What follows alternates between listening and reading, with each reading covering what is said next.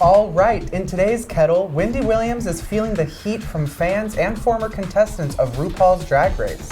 The current queens on Drag Race served a whole slew of looks in the show's season premiere.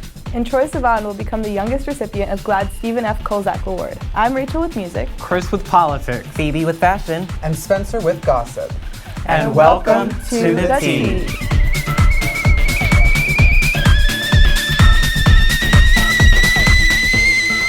Hi, I'm serving coolest girl of 7th grade realness, and on a special edition of our fashion segment, we'll be meeting the queens on RuPaul's Drag Race who stuck out the most in the first episode. Let's see who slays and who needs to sashay away.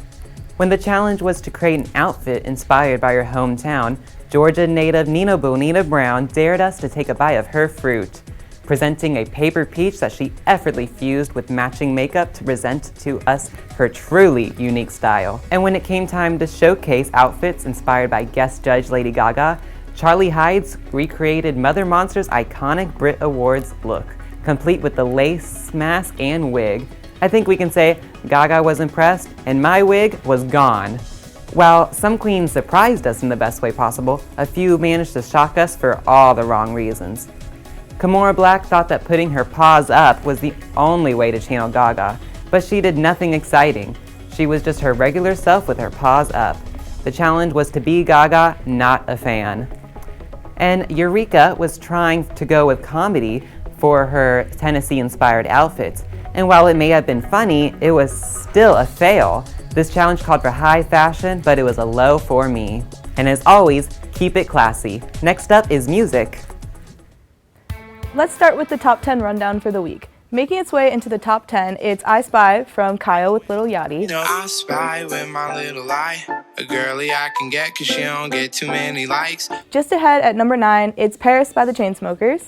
Better you staying in Paris to get away from your parents. In the 8th spot, it's Something Just Like This, another single from the Chainsmokers and featuring Coldplay. I want something just like this. Love on the Brain by Rihanna peaks at number 7 this week.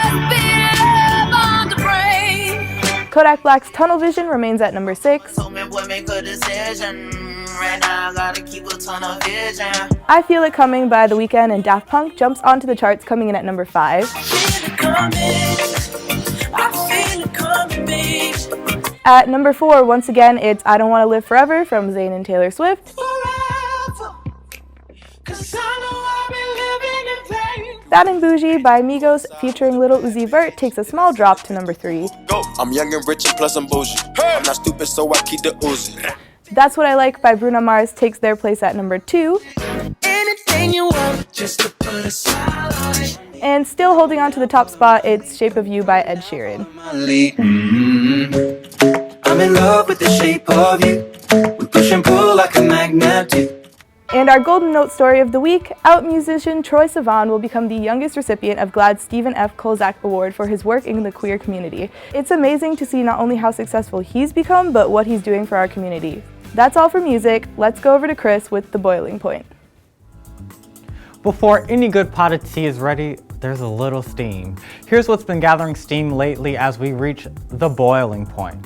In rejection to a proposal to cover sexual orientation and gender identity in the 2020 census, the Census Bureau revealed this week it would not be addressing either.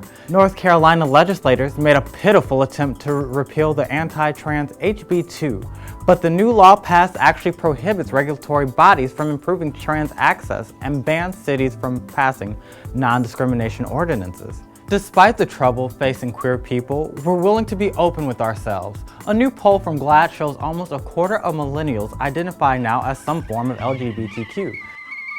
And now, it's tea time. Let's get ready to spill all the tea, all shade. Wendy Williams has created a firestorm now that she's been selected to host a recap program for RuPaul's Drag Race. Having made some seriously tone-deaf comments on trans people in the past, this choice is not sitting well with fans of the show. Just look to Twitter to see some of the firestorm going on with Wendy. The Cash Me Outside girl, Danielle Bregoli, is making headlines again, and now she's getting her own reality show. Set to focus on her relationship with her mom, this new gig should garner more attention for the 13-year-old, and probably way more than she needs. And she's not the only one looking for a new show. Kris Jenner is apparently pitching an animated series about her family, as TMZ reports.